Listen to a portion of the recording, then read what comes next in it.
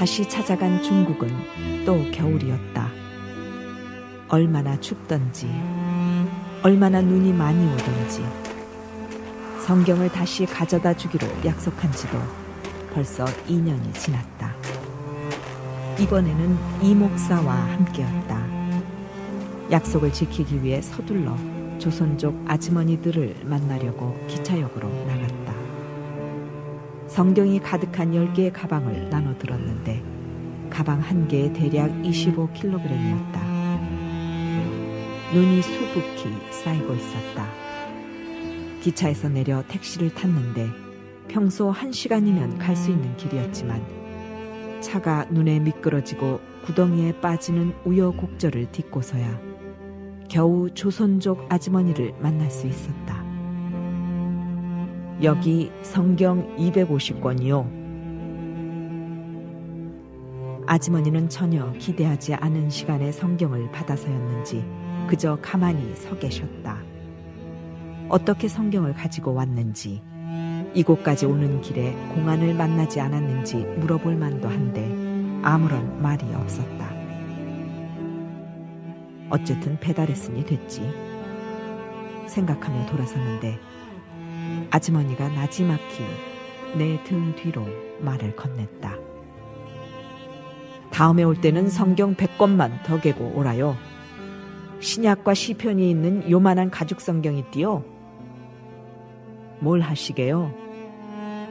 묻지 말고 가져다 주라요. 나는 그러겠다고 약속한 뒤 다음 임무를 수행하기 위해 길을 나섰다. 성경 주석 한 지를 다른 지역에 또 배달해야 했기 때문이다. 이 목사와 다시 기차를 탔다. 그런데 자꾸 이상한 기분이 들어 주위를 살피니 어떤 한 남자가 눈에 들어왔다. 나는 가방을 한 손에 움켜쥐고 이 목사에게 나지익히 내린다고 말한 뒤 막 떠나려는 기차의 출입문을 향해 뛰어내렸다. 그리고 곧바로 버스로 갈아탔다. 그런데 버스에 앉는 순간 내 눈을 의심하지 않을 수 없었다. 거기에 이미 그 남자가 타고 있지 않은가. 놀란 우리는 즉시 버스에서 뛰어내려 다른 버스를 향해 전속력으로 다름질했다. 그런데 받고 탄 버스에도 그 남자가 있는 것이었다. 이미 그는 우리의 동선을 파악하고 있는 듯했다. 서서히 공포가 밀려왔다. 어떻게든 이 남자를 따돌려야 하는데. 다시 버스에서 내려 택시를 타고 내리고 또 다른 택시를 타고 내리고 결국 다음 목적지로의 성경 배달을 포기하고 우리는 아까 만났던 조선족 아주머니 집으로 새벽 4시가 다 되어서 되돌아왔다. 한바탕 소동 후 지쳐버린 나는 성경 주석을 아주머니에게 그냥 건넸다. 주석을 받아든 아주머니는 얼마나 기뻐하던지. 아주머니는 성경 주석을 다시 가져오게 해달라고 간절히 기도했다는 것이다. 그 말을 듣는 순간 억울한 생각이 들었다. 아주머니 기도 때문에 그 고생을 하며 다시 여기로 돌아왔단 말인가? 바로 그때였다. 아주머니는 무거운 목소리로 내게 말을 걸었다. 내가 왜 손바닥만한 성경 100권을 개고 오라 했는지 알아? 그걸 가져오면 우리가 북조선에 보낼 수 있어. 북조선? 북한? 북한에 성경을 보낸다고? 나는 한참 동안 멍하니 그 자리에 서 있었다. 뭐라고 대답할 말이 없었다. 북한에 성경을 보낼 수 있다니.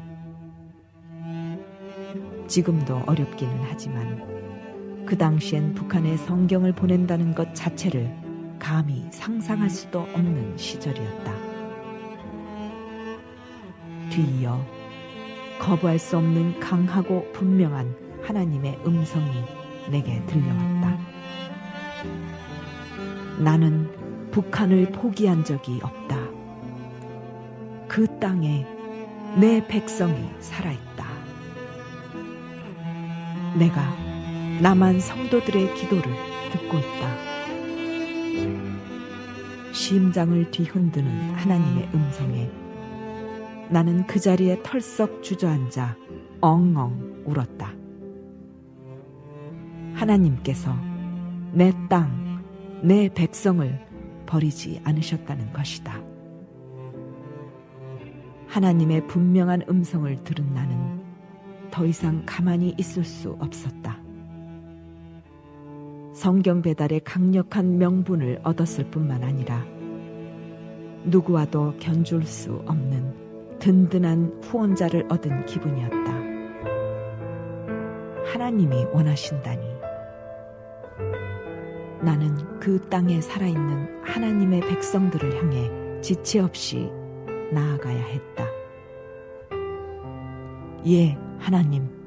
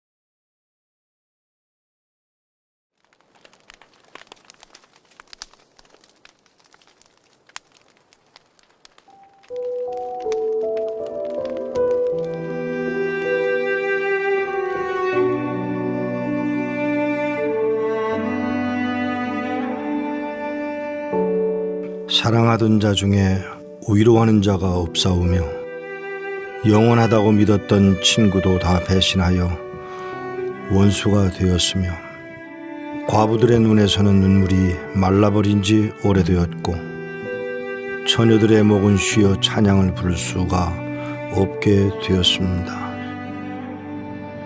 동족은 평안을 잃었고 평양과 선천의 도로는 공산당들의 군화에 짓밟혔으며 북한 땅의 모든 동족은 즐거워하고 기뻐만 하던 그 명절에 우상 곧 김일성을 향한 어두움의 아첨과 우상 숭배로 바뀌었나이다. 주일 아침이면 도시를 깨우던 그 교회 종소리. 그러나 이젠 원수의 발 앞에 무릎 꿇어버린 지 오래된 북한 땅, 그리고 1530 교회. 환란과 핍박을 당하던 6.25의 날에 평양은 원수들과 연합하여 동족의 피 흘리기를 즐거워하였사오니 원수들이 주의 성전에 들어가 거룩한 예배를 위한 성경과 예복들을 빼앗고 불태워 싸우며 모든 것을 빼앗긴 우리는 다만 힘없이 피난길을 떠나와야 했습니다. 혹은 산등성이를 넘다 혹은 강과 바다를 건너다 자식을 잃은 자가 얼마이었는지요. 주례를 밟아 발을 잃고 폭격에 엄히 잃고 아비 잃은 고아가 얼마였는지요. 세상 아이의 눈앞에서 아버지는 곡괭이와 삽으로 찍혀 죽임을 당하였으며 혹은 납치를 당해 소식을 모른 지가 너무 오래되었습니다. 하나님, 덧없는 시간 속에 기억의 저편으로 잊혀져가던 북한 땅에 다시 그리스도의 영화로운 복음이 들린다고 하오니 이게 웬일이옵니까? 들판에서 찬송하며 바닷가에서 기도하며 움막과 굴 속에서 믿음 지킨 주의 백성들이 있다 하오니 이 기막힌 소식이 웬일이옵니까? 원수의 조롱과 참소 앞에서도 무릎을 꿇지 않고 신앙을 고백하는 백성들이 있다 하오며 오히려 나만의 교회의 부패가 있다 하여 기도한다 하오니 하나님, 이게 무슨 소식입니까? 3명에서 많으면 60여 명까지 모여 주의 이름을 부른다 하오며 성경 말씀을 외우며 찬송을 300장이나 부를 수 있는 젊은이가 있다고 하오니 웬일입니까?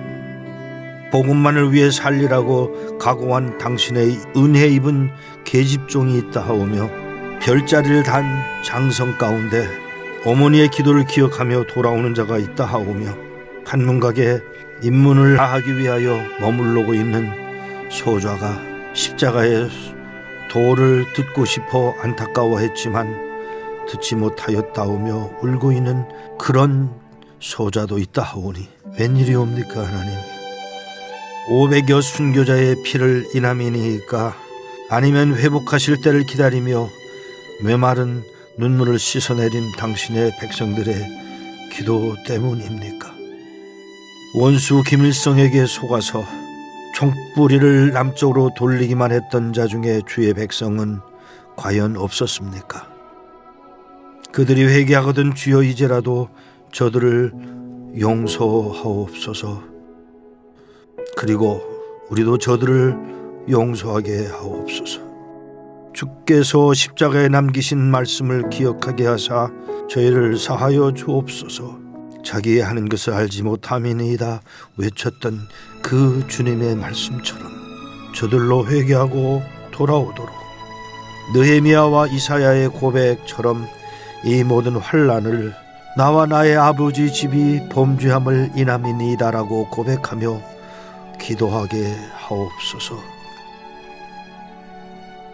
주여, 주의 백성들이 여기 있나이다. 이들이 누게로 가오리이까? 이들로 주께 나오는 기쁨을 얻게 하시옵소서. 무너진 주의 집을 이제 10배나 더하사 800개의 김일성 동상이 서 있는 그 자리 위에 15,300개의 교회가 다시 세워지게 하옵소서. 하나님 아버지요, 하나님 아버지요.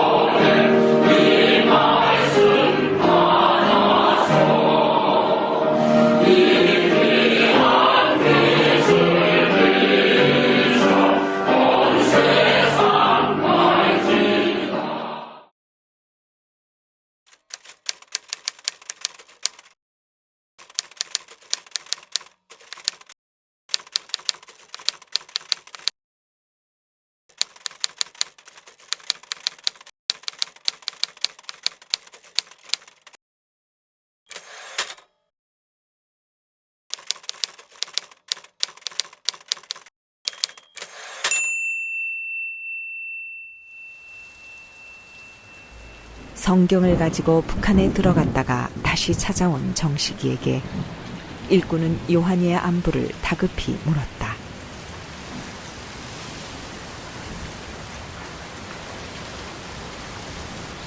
그러나 정식에 돌아온 대답은 요한이가 북한으로 돌아가는 길에 잡혔다는 것이다. 우리 둘이 가져갔던 성경이 짐 속을 뒤지다 나왔습니다. 그것을 본 안전원들의 눈이 뒤집히는가 싶더니 어디서 가져왔느냐 묻더라 말입니다.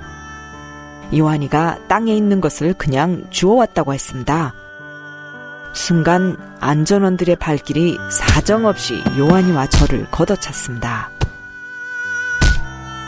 정식이는 두려웠던 그 순간이 떠오르자 몸에 한기를 느꼈다. 안전원들은 성경을 어디서 받았는지 말하지 않는 요한이가 자기들을 멍청이 취급을 했다면서 군화발로 걷어차고 몽둥이로 내리쳤다. 요한이가 고문을 견디다 못해 기절하자 감방으로 질질 끌고 갔다.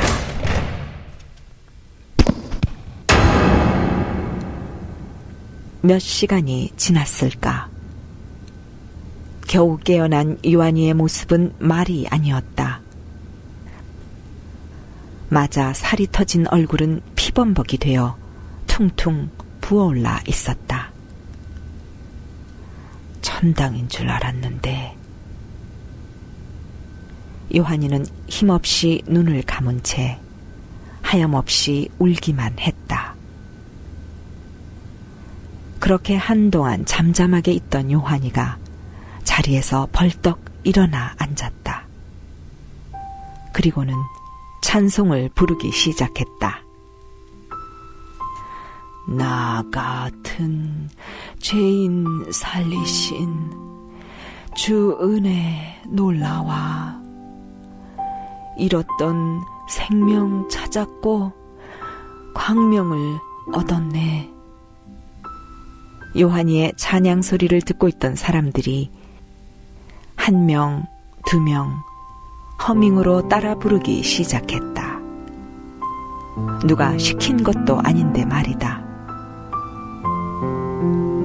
요한이는 하나님이 자신을 이렇게라도 살려둔 이유가 있다고 생각하니 가슴이 뭉클하였다. 다음 날 어제 노래 부른 놈이 누구냐는 간수의 호통 소리가 들리는가 싶더니 요한이가 밖으로 끌려나갔다. 이미 맞아서 만신창이가 된 요한이에게 다시 또 몽둥이가 가해졌다. 매를 견디지 못하고 결국 혼절한 요한이를 다시 감방에 끌어다 내동댕이 쳤다. 얼마의 시간이 흘렀을까? 이제껏 내가 산 것도 주님의 은혜라. 또 나를 장차 본향에 인도해 주시리. 요한이의 입에서 흘러나오는 찬양이었다. 정식이는 노래를 계속 부르다간 죽을 수 있다는 생각에 요한이를 부둥켜 안고 부르지 말라고 애원하듯 사정하였다. 그러나 소용이 없었다. 선생님, 이해가 되지 않습니다.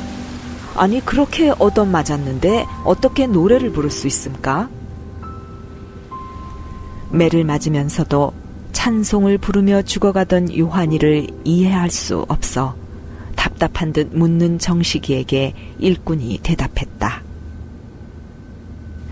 요한이는 성령을 받았기 때문에 죽어가면서도 하나님을 찬양할 수 있었던 거야.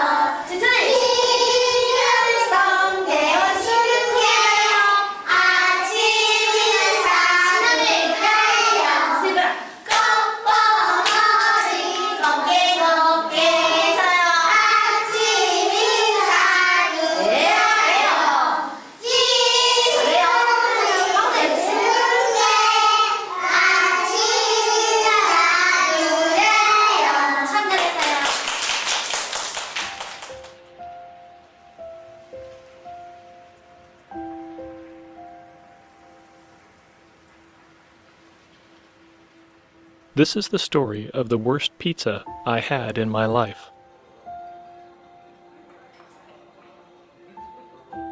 I was at a restaurant with a North Korean woman who had fled to South Korea, and I was treating her to her first pizza. She used to work for the Social Security Bureau, known as the SSB, in Pyongyang, and had many stories of underground Christians who were imprisoned. She told me one story in particular about a greedy woman as we waited for our food. There was a lady in Pyongyang who had more money than most, but she was known to refuse sharing with others, even so much as a bowl of rice with her relatives. One day, she traveled to China to visit a relative and met a missionary. The missionary shared a story so foreign and so strange. At first, she wasn't interested, but the missionary, who spoke with a different accent, shared a story about a man named Jesus feeding 5,000 men with just 5 loaves of bread and 2 small fish. She wondered how this was possible. Then she learned that this Jesus went on to die for the sins of mankind, to give to all who believe a pathway to heaven. She thought this man the missionary described had to be either crazy or truly be God.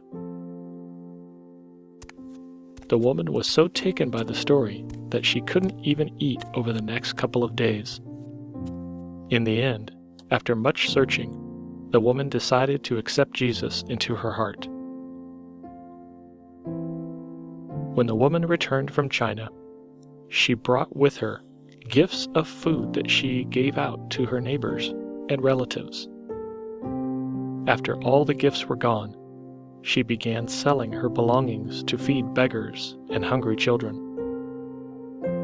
People gathered at her house to receive food, and word spread for the needy to go and to see the one they used to know as the greedy woman. Eventually, the SSB heard about it and sent an agent to investigate. The agent saw the woman talking about Jesus Christ to people as she gave gifts to them, claiming him to be the ultimate gift God gave to mankind. The agent arrested her and took her in to be interrogated, but the woman kept smiling, so at ease, so content. This bothered the bureau agent. He made the woman sit on her knees, not for a few minutes, or even an hour, but for 3 days. Then, for many more days.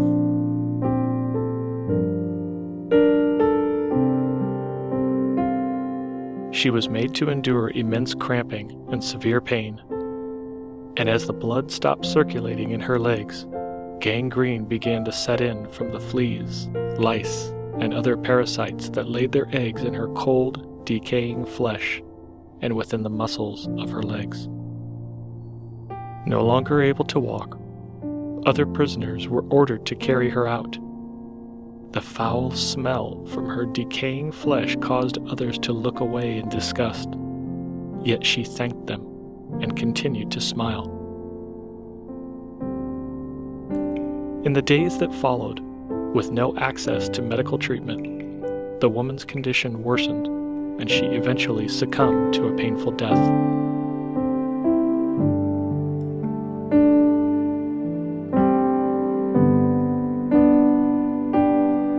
At this moment, the pizza came out and was placed at our table.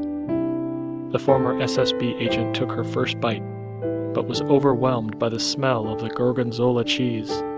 It smelled strikingly similar to that of the greedy woman's decaying legs.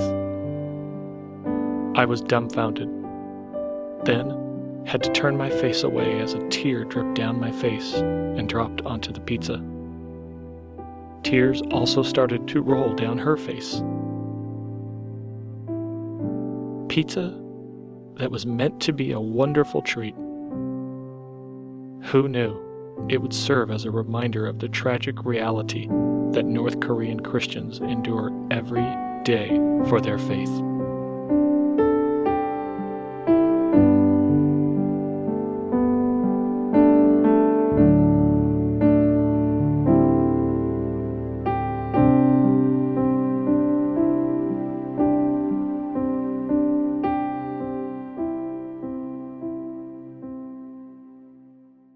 우리 기본병이로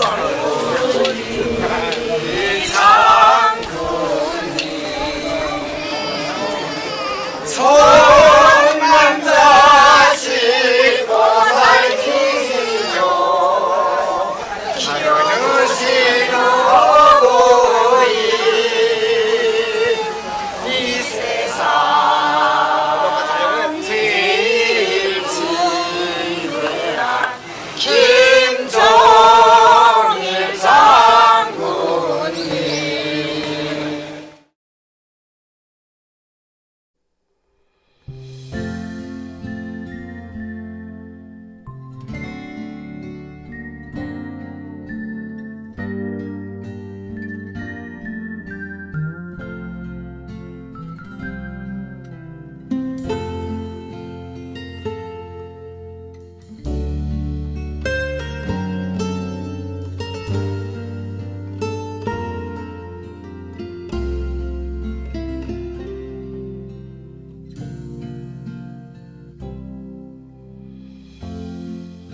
상심한 내 마음 속에서 주님 계획을 보내 이전부터 날 택하시고 그니 행하시는 주님 낙심한 내 마음 속에서 주님 얼굴을 보내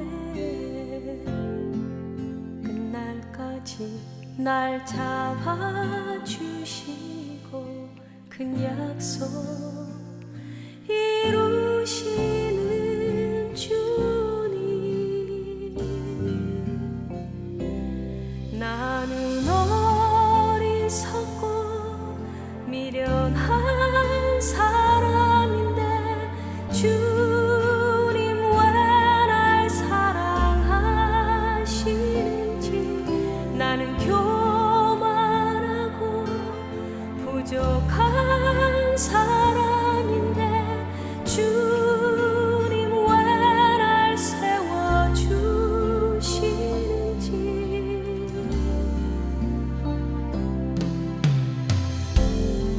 감사한 내 마음 속에서 주님 사랑을 느끼네 이전부터 날 택하시고 나의 예배 받으시는 주님 기쁜 내 마음 속에서 주님 평강을 느끼네 끝날까지 날 잡아주시고 나의 찬송 받으시는 주님 나는 어리석고 미련한 사람인데 주님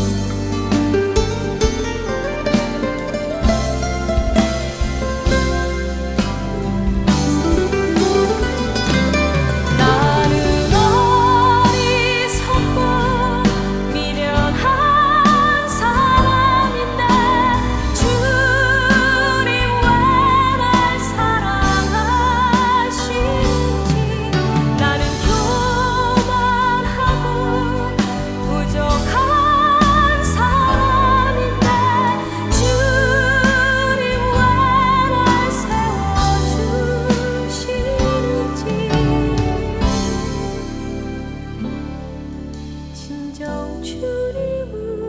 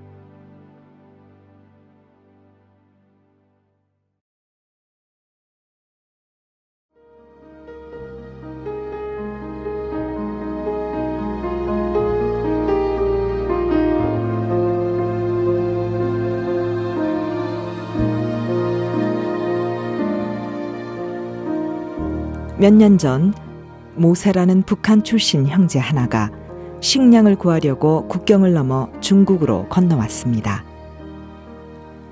형제는 모퉁이돌 선교회를 만나게 되었고 음식과 쉼터를 제공받았습니다. 몇 달이 지나자 모세 형제는 훈련을 잘 마치고 지하교회 일꾼이 되었습니다. 훈련을 끝내고 다시 북한으로 돌아가는 중에 모세 형제는 국경 수비대원들에게 잡히게 되었습니다. 국경 수비대원들은 모세 형제가 중국에서 무슨 일을 하고 있었는지 알아내기 위하여 고문하며 누구에게 훈련을 받았는지 이름과 주소를 쓰라고 강요했습니다. 하지만 모세 형제는 그런 정보를 절대로 누설하지 않았고 오히려 하나님의 사랑이 얼마나 위대한지를 글로 썼습니다. 수비대원들은 그 종이를 갈갈이 찢어버리고 그들의 요구를 계속 거절하는 모세 형제를 때리고 또 때렸습니다. 고문은 넉 달간 계속되었고 모세 형제는 너무 쇠약해져서 몸을 가눌 수조차 없게 되었습니다. 입은 심하게 부어올라서 아무것도 먹을 수도 없었고 아무 말도 할 수 없었습니다. 마지막 남은 힘으로 그는 하나님을 향해 부르짖었습니다.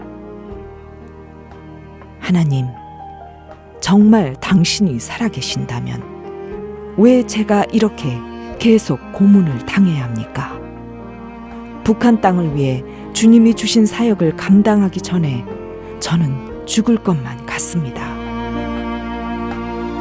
며칠이 지난 후 모세 형제는 환상 중에 거대한 전신주에 달려 죽은 수비대원들의 시신을 보았습니다. 모세 형제는 이것이 수비대원들과 잃어버린 영혼들을 향한 하나님의 예비된 심판임을 깨닫고 그들을 긍휼히 여기는 마음을 갖게 되었습니다. 이 일을 계기로 모세 형제는 매맞고 고문당하는 가운데도 틈만 나면 다른 죄수들에게 하나님을 담대히 전하기 시작했습니다. 감옥 안의 형편은 말로 표현하지 못할 정도로 끔찍했습니다. 죄수들에게 주는 음식은 너무나도 적었고 돼지들에게 주는 것보다 못했습니다. 하루는 옆방에 있는 죄수 하나가 심한 설사로 고통을 받고 있었습니다. 모세 형제는 훈련받는 동안 들었던 예수님께서 손을 얹어 병자들을 치유하셨다는 성경 말씀이 생각났습니다. 그는 한 번도 그렇게 하는 것을 본 적이 없었지만 한번 해보기로 결심하였습니다. 그래서 옆방의 아픈 죄수에게 손을 얹고 예수의 이름으로 치유를 선포하였습니다. 즉시로 아픈 죄수는 그의 몸이 뜨거워지는 것을 느끼고 설사가 멈추면서 완전히 치유받게 되었습니다. 이 첫 번째 기적을 체험하고 나서 모세 형제는 예수의 이름 안에 참 능력이 있다는 것을 깨달았습니다. 하나님의 말씀은 진리였습니다. 그곳에는 영양실조로 신체가 마비돼 몇 달 동안 몸을 움직일 수 없는 죄수들도 많았습니다. 모세 형제는 그들을 위해 손을 얹고 예수의 이름으로 기도했고 한 사람 한 사람씩 치유를 받기 시작했습니다. 어느 감방에는 잇몸이 퉁퉁 부어올라 고름이 줄줄 흐르고 악취가 나는 남자 죄수도 있었습니다. 모세 형제가 그 죄수의 얼굴에 손을 얹고 하나님의 치료하심을 간구하자 그 즉시로 붓기가 가라앉으면서 통증이 사라졌습니다. 다른 많은 병자들도 와서 치료받고 예수님을 구주로 영접했습니다. 자연히 간수들에게도 모세 형제 이야기가 전해지기 시작했습니다. 어느 날 간수 한 명이 이 치유의 현장을 목격하게 됐는데 그는 깜짝 놀라며 모세 형제야말로 진정한 하나님의 사람이라고 말했습니다. 이 일이 있은 후 모세 형제는 자유롭게 다른 감방을 드나들며 병자들을 위해 기도할 수 있게 됐습니다. 석방되기 얼마 전 고위 간부 한 사람이 모세 형제의 진술서를 자신이 직접 다시 써주며 손도장을 찍으라고 했습니다. 새 진술서에는 모세가 식량을 구하기 위하여 중국으로 건너갔고 국가에 해가 되는 행위를 한 적이 없다고 적혀 있었습니다. 얼마 후 모세 형제는 풀려나 고향으로 돌아가서 지하교회를 개척하게 되었습니다. 북녘 땅을 향한 하나님의 때가 다가오고 있습니다. 하나님께서는 그 때를 위하여 수많은 일꾼들을 준비시켜 오셨습니다. 하나님께서는 자기 생명을 걸고 예수의 이름을 선포한 모세 형제와 같은 십자가의 군병들을 일으키셔서 북녘 땅에 예수의 빛을 비추게 하실 것입니다.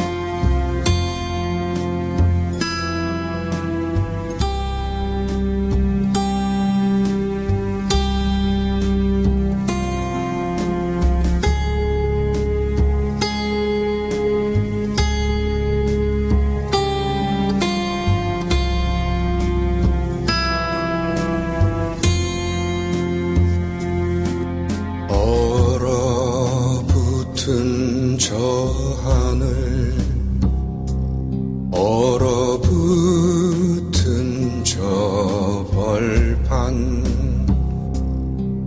태양도 빛을 잃어 캄캄한 저 곤욕의 거리, 어디에서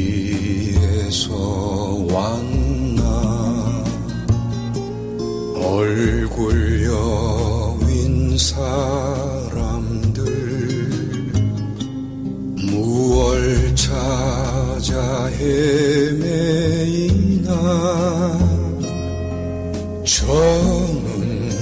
저 메마른 손길 오 주여 이제는 여기에 오 주여 이제는 여기에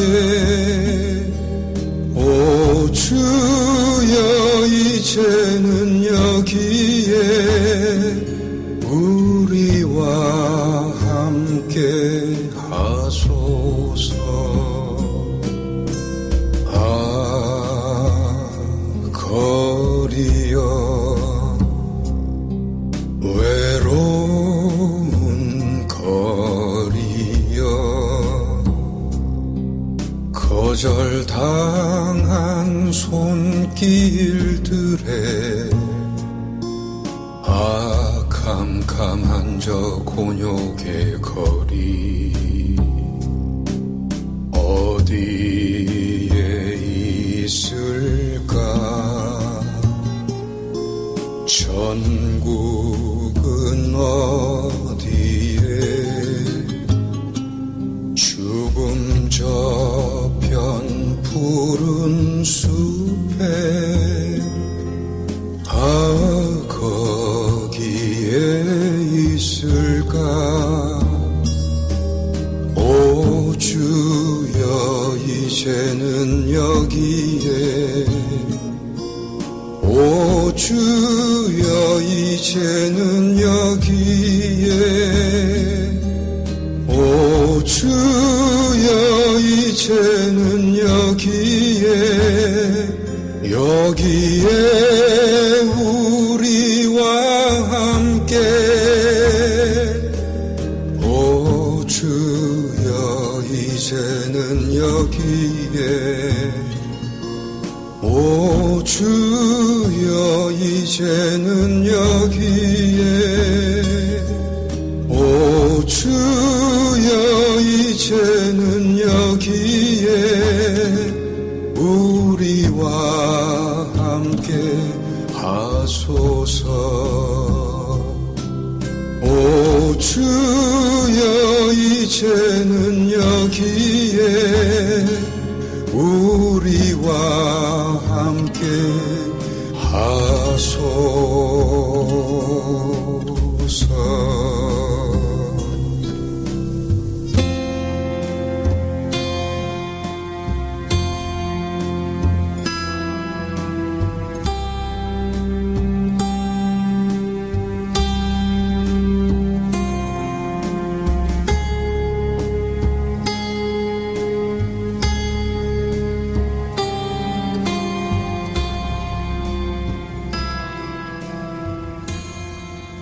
다음의 노래가 과연 어떤 노래가 나오겠는지.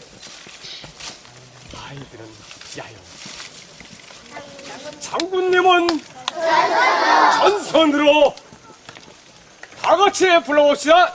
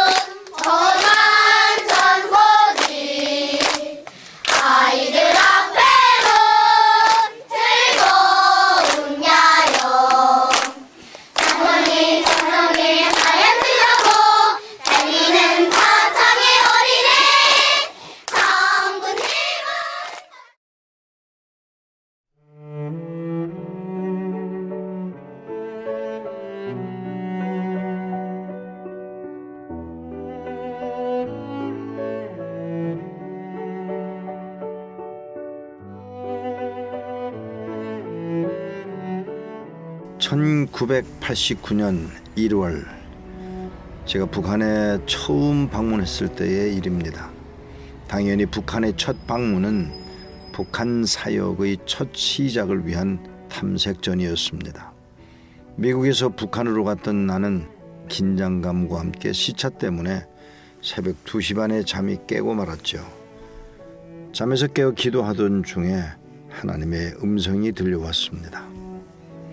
새벽 2시 반에 어딜 가느냐는 생각에 조금 지체하다가 4시 반경에 2층으로 내려갔습니다. 내려가 보니 탁 트인 넓은 공간에 한쪽엔 서점이 있고 다른 한쪽엔 당구대가 있었습니다. 당구대가 있는 쪽으로 발길을 돌리며 혹시 누가 있는가 싶어 주변을 두리번거렸습니다. 아무도 없는데 이 생각을 하는 순간 하나님의 음성이 정확하게 들려왔습니다. 뒤를 돌아봐. 하나님의 음성을 따라 뒤를 돌아본 순간 한 청년이 내가 방금 밀고 들어온 문 뒤에 서 있었습니다. 제가 말을 걸까요? 아니야, 그가 말을 걸 거야. 그래서 모른 척하고 당구대 쪽으로 다시 걸어가는데 그 청년이 따라오며 말을 걸어왔습니다. 저 잠깐이면 되는데요. 평양역으로 함께 가실래요? 청년의 음성은 나직했지만 간절하게 느껴왔습니다. 청년의 청을 차마 뿌리칠 수 없어서 그를 따라 호텔 밖으로 나왔습니다.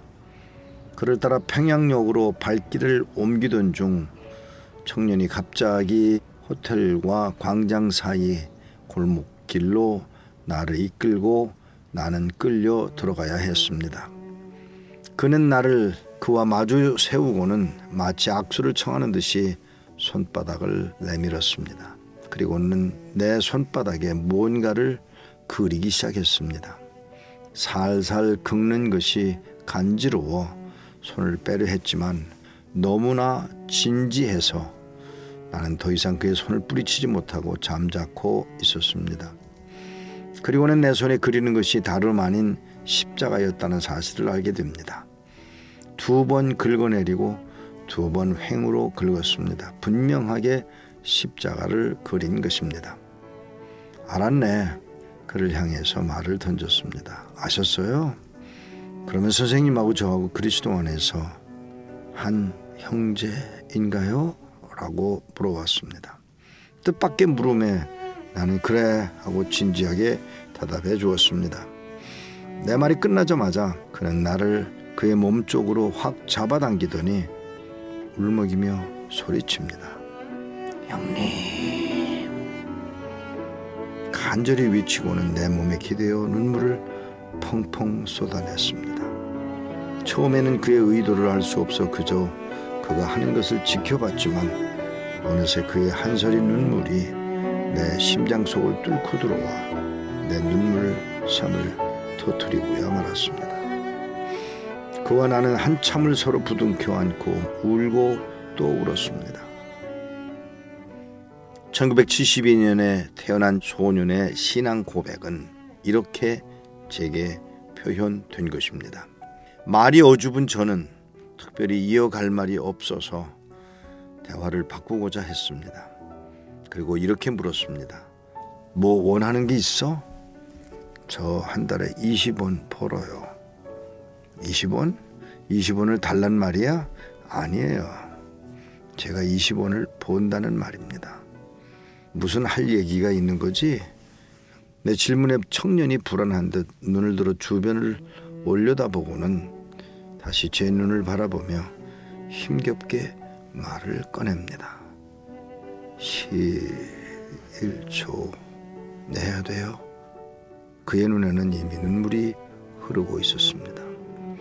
한 달에 20원을 번다는 그에게 차마 대답을 하지 못하고 머뭇거리다가 당연히 내야지, 당연히 하나님께 드려야지 라고 답을 했습니다. 어디다가요? 11조 낼 데가 없잖아요. 그 말을 듣는 순간 가슴이 먹먹하여 턱 막히는 것 같았습니다. 그렇지, 이 사람이 헌금을 낼 교회가 어디에 있단 말이냐. 한참을 우물거리다가 다른 질문을 던졌습니다. 또 다른 거 없어? 있어요. 뭔데? 세례받고 싶어요. 이 사람아, 세례 안 받아도 천국 가. 예, 알아요. 저도 예수님하고 십자가에 달렸던 사람도 세례 안 받았다는 것을 알아요. 그럼 왜 세례를 받고 싶어서 그래? 우리 어머니가 집에서 약식으로 성찬식을 하는데 제가 세례 안 받았다고 성찬식에 안 껴줘요. 그리고는 또 눈물을 훔쳤습니다. 도대체 무슨 말을 해줘야 하는 것일까? 생각지도 못한 질문에 망설이다가 청년에게 물었습니다. 또 원하는 거 있어? 예, 성경책 한 권. 성경책 없어? 있어요. 근데 오마니하고 형들이 먼저 읽고 나면 제 차례가 될 때는 새벽 2시나 되는데 그때는 졸려서 성경을 못 읽어요. 제 것을 갖고 싶어요. 사랑하는 여러분, 북녘 땅에서 만나는 성도들마다 그들이 살아서 믿음을 지키고 있음을 끊임없이 알리려고 합니다. 그 옛날 카타콤의 순교자들이 그린 물고기처럼 낯선 이의 손바닥에 십자가를 그리며 제가 여기 살아있다고요. 저를 형제라고 불러주세요. 우리가 소리 높여 불러보지 못하는 찬양, 그대들이 목청껏 원없이 불러주십시오. 우리가 부르짖지 못하는 그 하나님, 여러분들이 부르고 또 불러주십시오. 이 안타까운 청년의 소리가 들리십니까?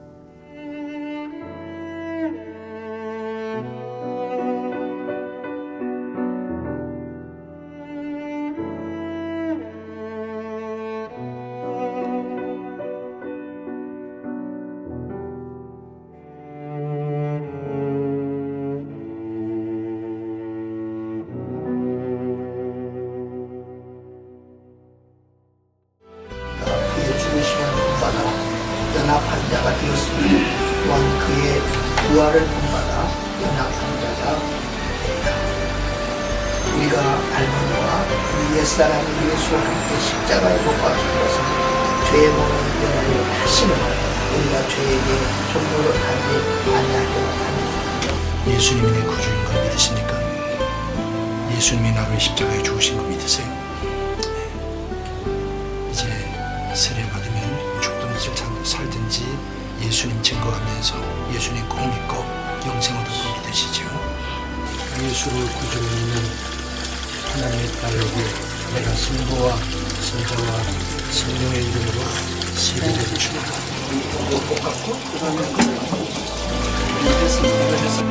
주님께서 천지도에서 제주의 살인이나 믿음으로 오시면 이제 예수 주님께서 천지도에서 주신 피입니다. 감사를 마시기 바랍니다.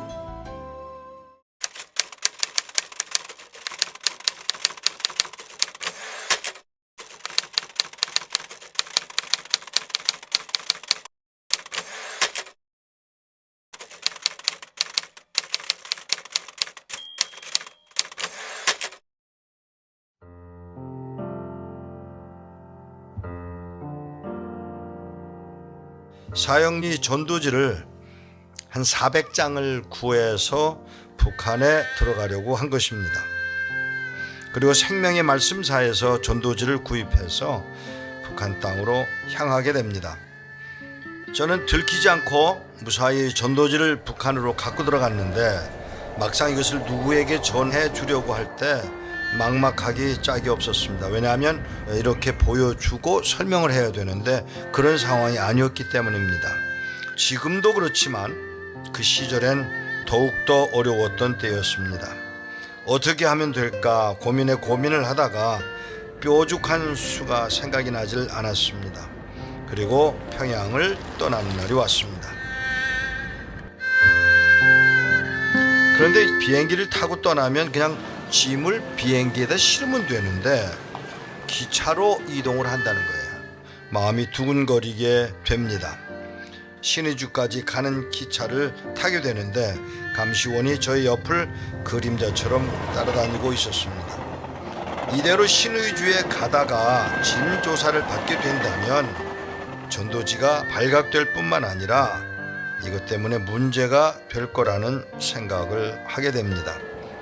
생각하다 못해 오늘 먹은 음식이 이상한 것 같아 배가 살살 아프네, 얼굴을 잔뜩 찡그리면서 감시원이 화장실에 다녀오라고 허락을 해주길 기다렸습니다. 그리고는 화장실에 들어갔다가 가서 깜짝 놀란 것은 좌변기가 아니고요, 그냥 구멍이 뻥 뚫려 있는 변소라는 사실을 발견하게 됐습니다. 그리고는 저는 머리를 굴리기 시작했고 바로 돌아와서 감시원더러 소화제가 필요하다고 부탁을 했고 그가 약을 구하러 잠시 자리를 비운 사이에 가방에 숨겨두었던 사형리 전도지를 모두 꺼내서 화장실로 뛰어갔습니다. 그리고 그 구멍을 통해서 전도지를 하나도 남김없이 버리게 됩니다. 그리고 까마득하게 잊었습니다. 몇 년의 세월이 흘렀습니다. 어느 북한 선교 세미나에서 강의를 하고 나오려는데 저보다 좀 일찍 강의를 했던 젊은 탈북자가 제게 다가오더니 대뜸 하는 말이 목사님이니까 그런 짓을 하셨겠네요. 말이 좀 거칠고 나이도 어린 사람이 하는 말에 기분이 상했는데 그가 더 저를 당황시켰습니다. 왜냐하면 목사님 평양에서 기차를 타고 신의주를 해서 중국으로 가신 날이 1989년 5월 29일이죠. 내가 기차를 탄 날을 정확하게 알고 있었다라는 사실입니다. 그러니까 제가 당황해서 그걸 어떻게 알아? 한국 정부도 모르는데, 이렇게 말을 하니까 그 청년이 하는 말이 저 알아요. 왜냐하면 그날 제가 기찻길 옆에서 노동을 하고 있었는데 기차가 지나가면서 뭐가 날아가더라는 것입니다. 그리고 그 청년은 기차가 다 지나간 다음에 내려가서 언덕에서 내려가서 그걸 주워서 보니까 자기가 주운 것이 똥이 묻어 있더랍니다. 그거를 주워서 풀에다가 흙에다가 닦아 버리고는 그걸 읽어보기 시작해서 그리고는 압록강으로 가서 그리고 기후를 살펴서 북한 땅을 떠납니다. 젊은 탈북자의 이야기를 들은 저는 너무 놀랐지만 감격스러웠습니다. 그 전도지를 읽고 탈출한 사람은 목사님이 되어 있더라는 사실입니다. 사랑하는 여러분, 저는 분명히 전도지를 나 살겠다고 버렸는데 하나님은 그걸 통해서 한 사람을 탈출케 하시고 그리고 한국에 와서 목사가 되기까지 하나님의 방법을 동원했다라는 것입니다. 그 현장에 있는 북한 주민들, 아직 복음을 받아들이지 못한 그들이 무엇을 필요로 하는지, 하나님의 방법을 얼마나 이해할 수 있는지, 그리고 더 나아가서 그들이 얼마나 말씀을 사모하고 자기 것으로 삼으려는지를 이해하고 있는 것일까 깊이 생각하게 됩니다.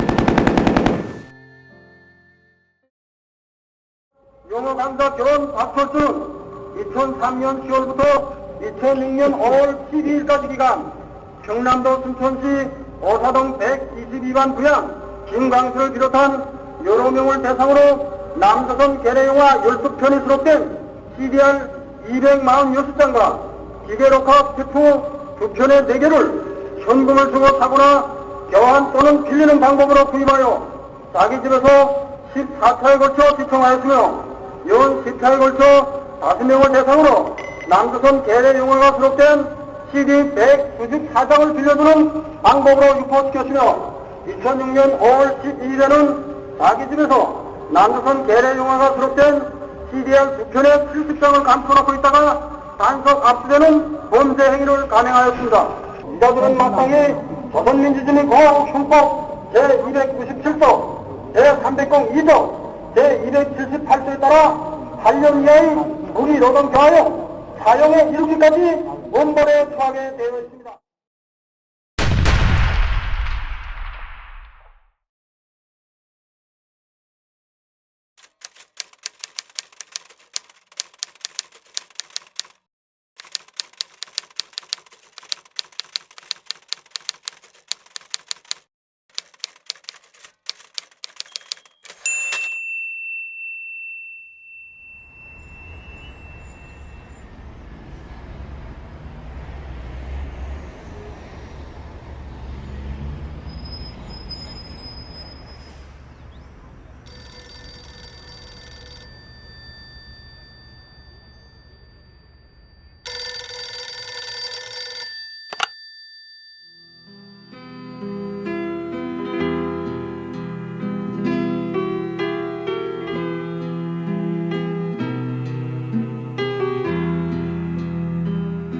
가면서 이제 전화를 이제 동네 전화를 해가지고 그때는 이제 핸드폰이 없었을 때니까 저 연락을 해놓고는 북한에 그 성도들이 있다는 그분들 나오라고 그래서 점심을 같이 할 수 있도록 어레인지를 했습니다.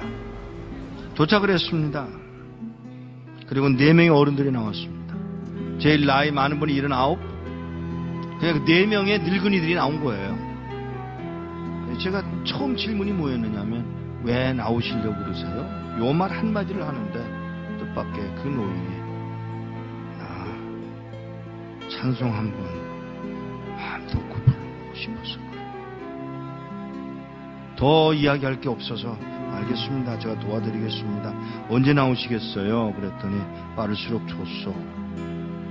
몇 명이나 되세요? 65명이에요. 어른들이란 아니야. 애도 있어. 우리 손녀도 있어. 정보가 들어왔는데 우리 모두 잡혀서 수용소로 끌려간다나 봐. 알겠다고. 제가 도와드리죠. 제가 도와드리겠습니다. 그랬더니 이분이 잠깐만. 네? 잠깐만. 내가 나가서 하나님께 직접 물어보고 결정하면 안 돼? 그러세요. 뭐 기도를 막을 수는 없으니까. 그러세요. 조벅조벅 걸어 나가신 분이 한 10분 만에 돌아오시는데 땅을 질질 끌고 들어오시더라고요.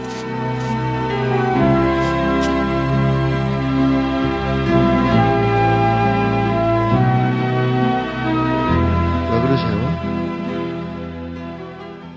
음성이 벌써 달라지셨어요. 나가서 물었소. 하나님, 저 미국에서 온 이목사라는 사람이 우리 도와주겠다고 왔는데 따라갈까요? 그랬더니 하시는 말씀, 내가 능력이 없어서 너희들을 북한 땅에 남겨둔 줄 아냐? 그러니까 이 노인이 그 말을 듣고 우리가 그럼 매맞는 것도 하나님 뜻이에요? 물론이지. 아니 하나님, 우리 굶는 것도 하나님 뜻이에요? 물론이지. 우리 잡혀서 수용소로 끌려간다고 그래서 그러는 거 아니에요 하나님? 몰라서 묻냐?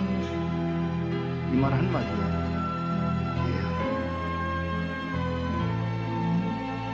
그리고는 저에게 그 얘기를 전해주고 헤어지기 전에 인사를 하려고 이렇게 끌어안으려고 그러는데 끌어안는 게 이게 익숙하지 않아요, 이 사람들. 그래서 제가 무릎을 꿇고 이렇게 내려다보는데 그가 신고 온 신발에 구멍이 뚫려서 발가락이 이렇게 나와 있더라고요. 그 발가락에 저 입술을 대고 키스를 했어요. 그리고 우는 동안에 제 목에 뭐가 떨어지더라고요. 그 할아버지가 울고 계신 거예요. 일어나서 인사를 다시 하고 떠나면서 안녕히 계세요. 그랬더니 무슨 인사가 그러냐. 죄송합니다. 왜요? 천국에서 만나자 그래라. 예, 천국에서 뵙겠습니다. 그 말 한마디를 하고 떠나서 나오는데 몇 걸음 떠나갔는데 뒤에서 그의 음성이 들려옵니다. 누가 우리를 그리스도의 사랑에서 끊으리요.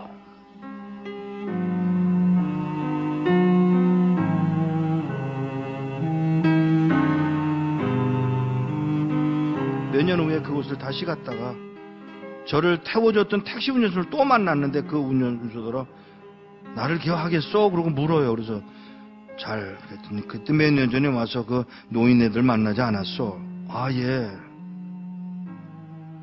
그 말을 하면서 은연수가 눈물을 흘리고 울고 있었습니다. 끌려가서 6명의 젊은이가 안 끌려가겠다고 덤비다가 6명은 매 맞아서 머리통이 깨서 죽고 쉬운 9명 4, 5년 동안에 수용소 가서 병들고 굶고 매 맞아서 죽었답니다. 한 명도 안 남았고.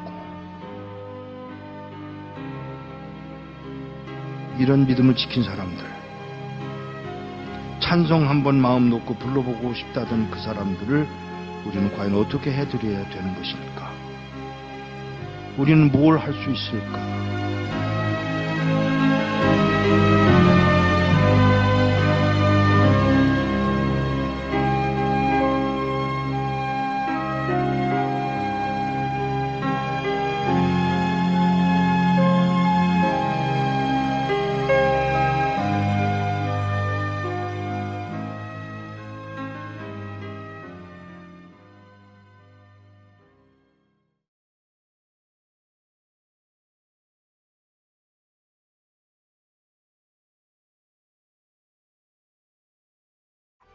오늘 아버지요, 교회가 다 무너졌습니다. 이제 양 팔고 비달리 팔고 sat하는 아버지 교회 다 무너진 이때에 아버지 다시금 신령과 진리에 몸된 교회가 살아나게 하시는 오늘날 얼마나 많이 순교했습니까? 피에 기초가 되고 십자가의 그리스도의 토가 아버지요, 구원의 표가 되어서 이 민족